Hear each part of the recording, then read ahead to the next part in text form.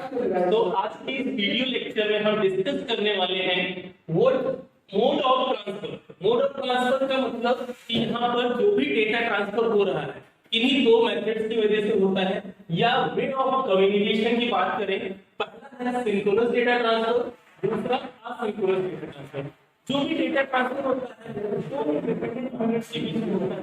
एक होती है सोर्स यूनिट, एक होता है आपका डेस्टिनेशन यूनिट। सोर्स और डेस्टिनेशन ये आपकी दो इंडिपेंडेंट यूनिट्स होती हैं कि आपका data transfer source to destination होगा या डेस्टिनेशन टू सोर्स होगा।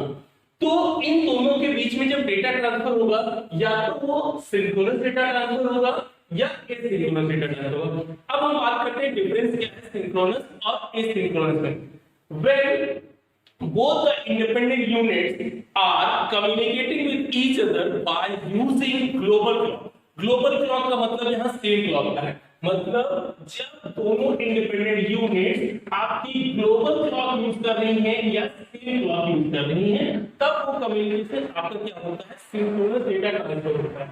जैसे आप जीमेल सर्वर होता है, जितने भी सर्वर्स होते हैं वो सिंक्रोनस डेटा ट्रांसफर यूज करते हैं। जैसे आपने कोई भी मेल किया किसी को रात में 2:03 पे, तो सेम टाइमिंग रिफ्लेक्ट करेगी जिस डेस्टिनेशन पे या जिस बंदे को आपने वो मेल किया, वो आपका क्या हो गया, सिंक्रोनस डेटा ट्रांसफर, कि जहां पर सेंडर और रिसीवर दोनों सेम क्लॉक यूज करें। अब बात करते हैं asynchronous data transfer. Asynchronous data transfer क्या होता है, when both the independent units are using their own clock, मतलब जो आपका सोर्स है और डेस्टिनेशन है दोनों आपके अपने अपने क्लॉक यूज कर रहे हैं, दोनों का क्लॉक साइकिल सेम नहीं है, वो आपका एसिंक्रोनस डेटा ट्रांसफर होता है। जैसे आप सिंपल कोई एसएमएस भेजते हैं, टेक्स्ट मैसेज भेजते हैं, आपके नेटवर्क के अकॉर्डिंग जब आपने सेंड किया वो टाइम रिफ्लेक्ट होगा, लेकिन जो भी आपका रिसीवर है उसने जब वो मैसेज रिसीव किया तब उसके में वो टाइमिंग उसको शो करेगी। यहाँ पर क्लॉक साइकिल का डिफरेंस थोड़ा सा होता है, तो वो आपका क्या हो गया, एसिंक्रोनस डेटा ट्रांसफर, क्योंकि दोनों आपके डेस्टिनेशन और source different clock cycle use हो रहे हैं। ये डिफरेंस होता है सिंक्रोनस और एसिंक्रोनस डेटा ट्रांसफर में। अब बात करते हैं हम type of asynchronous data transfer की, या एसिंक्रोनस डेटा ट्रांसफर को रिफ्लेक्ट करने के लिए, प्रेजेंट करने के दो मेथड कौन से होते हैं। पहला मेथड आपका होता है स्ट्रोक कंट्रोल, दूसरा मेथड होता है हैंडशेक। स्ट्रोक कंट्रोल क्या होता है, ये आपका एक सिग्नल पल्स होता है। स्ट्रोक कंट्रोल क्या होता है, ये आपका एक सिग्नल पल्स होता है, अदर सोर्स टू डेस्टिनेशन और डेस्टिनेशन टू सोर्स सेंड किया जाता है। जब दोनों इंडिपेंडेंट यूनिट में कोई भी डेटा ट्रांसफर करना चाहते हैं या कम्युनिकेशन स्टैब्लिश करना चाहते हैं, तो वो एक सिग्नल सेंड करते हैं कि हमें डेटा रिक्वायर्ड है या हम डेटा एक्सेप्ट करने के लिए रेडी हैं। तो वो जो सिग्नल होता है वो आपका स्ट्रोक कहलाता है। सो हम कह सकते हैं stroke is a type of signal which show that source is ready to send a data or destination is ready to accept the data। अगर हम इन जनरल बात करें, आप अपने किसी भी फ्रेंड से कुछ भी कम्युनिकेट करना चाहते हो और कम्युनिकेशन बैरिकेडिंग है कि आप बात नहीं कर सकते हैं, तो उस टर्म में आप क्या करते हैं, कुछ आप सिग्नल पास करते हैं और उस सिग्नल के थ्रू वो क्या होता है, वहां पर इंडिकेट होता है कि फला एक्स क्या करना चाहता है, आपसे कम्युनिकेशन एस्टैब्लिश करना चाहता है। तो वही चीज यहाँ पर स्ट्रोक कंट्रोल होता है। स्ट्रोक कंट्रोल फर्दर डिवाइड होता है दो पार्ट में, एक होता है सोर्स इनिशिएटेड और दूसरा होता है डेस्टिनेशन इनिशिएटेड।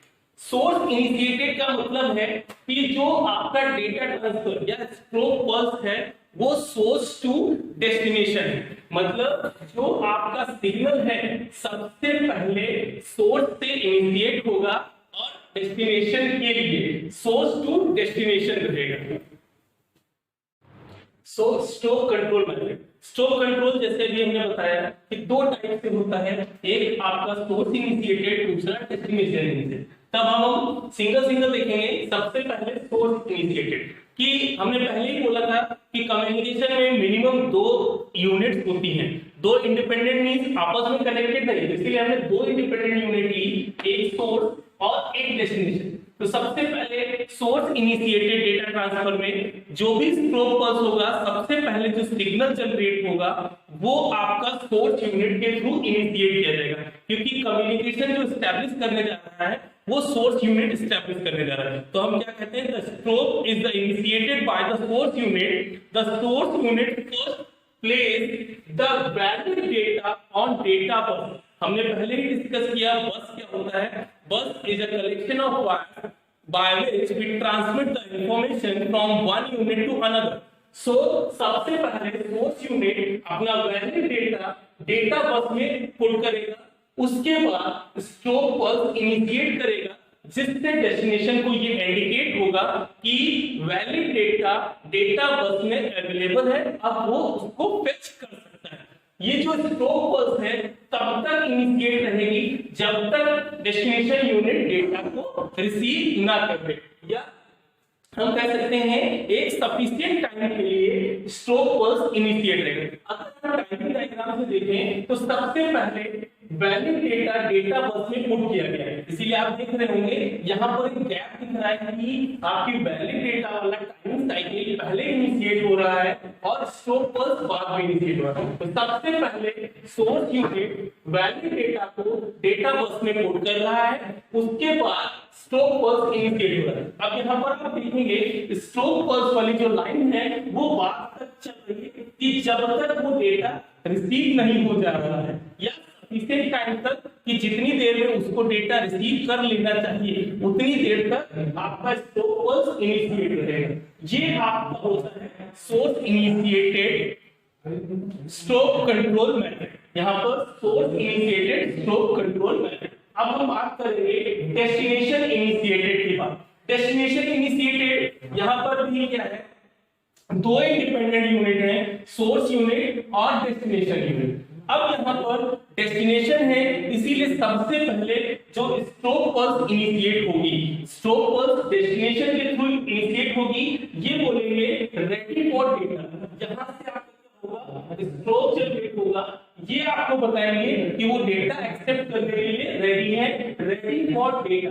देन जैसे ही सोर्स यूनिट को रेडी फॉर डेटा रिसीव होगा वो क्या करेंगे, वैलिड डेटा को पुट कर देंगे। लेकिन जब तक आपके सोर्स को डेस्टिनेशन से स्ट्रोक पल्स नहीं मिलेगी तब तक वैलिड डेटा डेटा बस में पुट नहीं किया जाएगा। अब हम देखते हैं टाइमिंग डायग्राम। टाइमिंग डायग्राम में देखेंगे सबसे पहले स्ट्रोक पल्स इनिशिएट हो रहे हैं, क्योंकि डेस्टिनेशन क्या कर रहा है, सबसे पहले स्ट्रोक पल्स इनिशिएट करेगा, उसके बाद वैलिड डेटा को सोर्स, क्योंकि डेस्टिनेशन का काम है कि वो रिक्वेस्ट कर रहा है कि हमें डेटा चाहिए, लेकिन आपको डेटा कौन प्रोवाइड कराएगा, सोर्स। तो सबसे पहले स्ट्रोक पल्स इनिशिएट होगा, देन आपका वैलिड डेटा डेटा बस में पुट किया जाएगा। अब स्ट्रोक कंट्रोल मेथड में एक ड्रॉबैक आया जो बहुत इंपॉर्टेंट है। यहाँ पर आप दोनों मेथड में देख रहे थे कि आपको ये नहीं पता चल पा रहा था कि सेंडर ने डेटा जो सेंड किया है वो रिसीवर ने रिसीव किया है कि नहीं। मतलब सोर्स ने वैलिड डेटा डेटा बस में पुट कर दिया, अब वो डेटा किसने फेच किया है, किसके लिए रखा गया था और किसने फेच कर लिया, हमें कोई भी एक्नॉलेजमेंट रिसीव नहीं हो रहा है। तो उस एक्नॉलेजमेंट की लैक की वजह से ये आपका कम्युनिकेशन सेफ नहीं माना जाता है। इस कम्युनिकेशन ड्रॉबैक को रिड्यूस करने के लिए हमारा दूसरा मेथड आता है हैंड शेकिंग मेथड। अब हम डिस्कस करेंगे हैंड शेकिंग मेथड।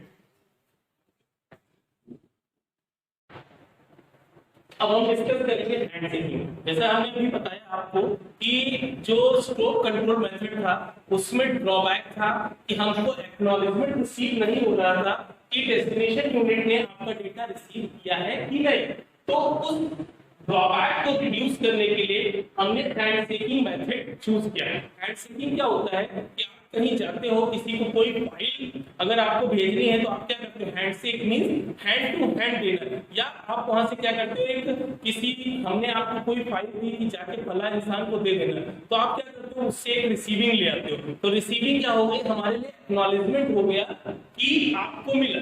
अब उस रिसीविंग के लिए क्या हुआ, आपका एक चक्कर बढ़ गया। मतलब पहले हमसे फाइल लेके आप गए, वहां से वापस लाके हमको रिसीविंग किया, तो आपका एक टाइम बढ़ा। तो उसी चीज को यहाँ पे अभी तक आप देख रहे थे 2 लाइन थी, अब यहाँ पर हमको एक कम्युनिकेशन लाइन और यूज करनी पड़ी जिसको हमने एक्नॉलेजमेंट लाइन बोला।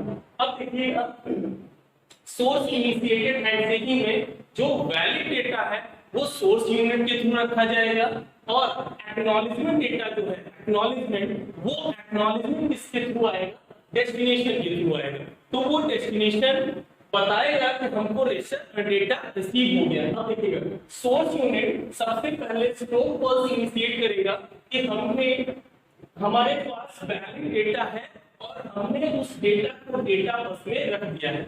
अब जैसे ही stop pulse signal destination unit को रिसीव हुआ, वो डेस्टिनेशन यूनिट डेटा को रिसीव करेगा। जैसे ही उसने डेटा रिसीव किया, वो क्या करेगा, वहां से एक एक्नॉलेजमेंट सेंड करेगा कि हाँ हमें डेटा रिसीव हुआ। ये जो एक्नॉलेजमेंट रिसीप्ट है, इससे आपको सेंडर को या सोर्स को एक इंश्योरिटी हो गई कि डेटा किसने रिसीव किया।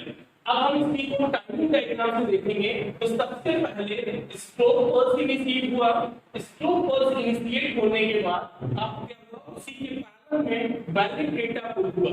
वैलिड डेटा जैसे पुट हुआ और डेस्टिनेशन यूनिट को डेटा रिसीव होना शुरू हुआ, तो वहां से क्या आ गया, एक्नॉलेजमेंट आ गया कि हाँ हमने डेटा रिसीव कर लिया है। अगर हम सोर्स इनिशिएटेड हैंडशेकिंग का सीक्वेंस डायग्राम की बात करेंगे, तो सबसे पहले सीक्वेंस डायग्राम में हम क्या करेंगे, एक स्टॉप सिग्नल इनिशिएट करेंगे। स्टॉप सिग्नल इनिशिएट करने के बाद वैलिड डेटा डेटा बस में पुट करेंगे।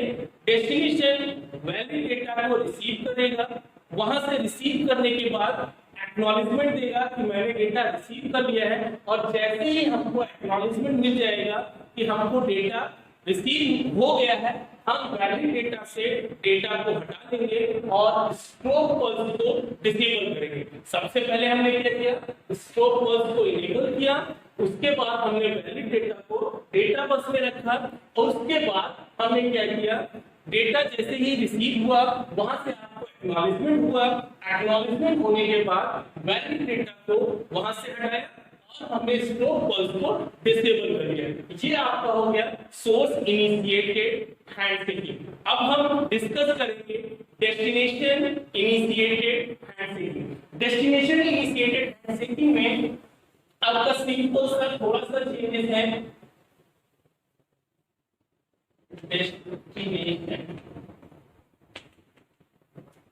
अब देखिए डेस्टिनेशन इनिशिएटेड में सबसे पहले जो आपका डेस्टिनेशन है वो सोर्स से कहेगा रेडी फॉर डेटा, कि वो डेटा रिसीव करने के लिए रेडी है। वो क्या करेगा, स्टॉप पल्स को सेट करेगा, यहाँ से स्टॉप पल्स भेजेगा और उसके बाद जो सोर्स है वो वैलिड डेटा रख देगा। अब यहाँ पर क्या हुआ, पहले ही सोर्स ने एक्नॉलेजमेंट दिया कि हमको डेटा रिसीव करना है, हमें डेटा रिक्वायर्ड है। उसके बाद सोर्स इसने स्टॉप पल्स भेज दिया। स्टॉप पल्स भेजते ही जो आपकी सोर्स यूनिट होती है वो वैलिड डेटा को डेटा बस में पुट कर देती है। तो वैलिड डेटा आपका डेस्टिनेशन को रिसीव होता है। अब यहाँ पर देखिएगा सबसे पहले अगर हम बात करें वैलिड डेटा की,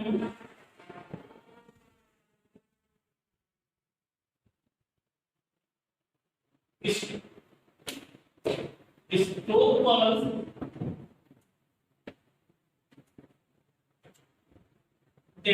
सबसे पहले आपका जो होगा वो रेडी फॉर डेटा, कि हमको डेटा रिक्वायर्ड है। क्योंकि यही जब तक डेस्टिनेशन यूनिट आपको इन्फॉर्म नहीं करेगा कि सोर्स यूनिट से उसको डेटा रिक्वायर्ड है, तब तक वो डेटा ट्रांसफर नहीं होगा। ये आपका डेस्टिनेशन इनिशिएटेड का हो गया, जहां पर डेस्टिनेशन सबसे पहले रेडी फॉर डेटा भेज रहा था, उसके बाद स्टॉप पल्स इनिशिएट हुई और वैलिड डेटा को डेटा बस में पुट कर दिया गया। अब अगर यहाँ पर सीक्वेंस डायग्राम की बात करेंगे तो सीक्वेंस डायग्राम में सबसे पहले destination ready for data enable करेगा, मतलब यहाँ पर जो स्टॉप पल्स इनिशिएट होगी वो डेस्टिनेशन के थ्रू होगी। जब डेस्टिनेशन ने इनिशिएट कर दिया तो यहाँ से सोर्स क्या करेगा, स्टॉप पल्स को इनेबल करेगा। सोर्स स्टॉप पल्स को जैसे ही इनेबल करेगा तुरंत आपका वैलिड डेटा इनेबल हो जाएगा। डेटा रिसीव होने के बाद वो रेडी फॉर डेटा को डिसेबल कर देगा डेस्टिनेशन। जैसे रेडी फॉर डेटा डिसेबल होगा तुरंत आपका स्टॉप पल्स और वैलिड डेटा दोनों आपके डिसेबल हो जाएंगे। ये आपका कंप्लीट लेक्चर हुआ कम्युनिकेशन मेथड पे, सिंक्रोनस और एसिंक्रोनस। Thank you.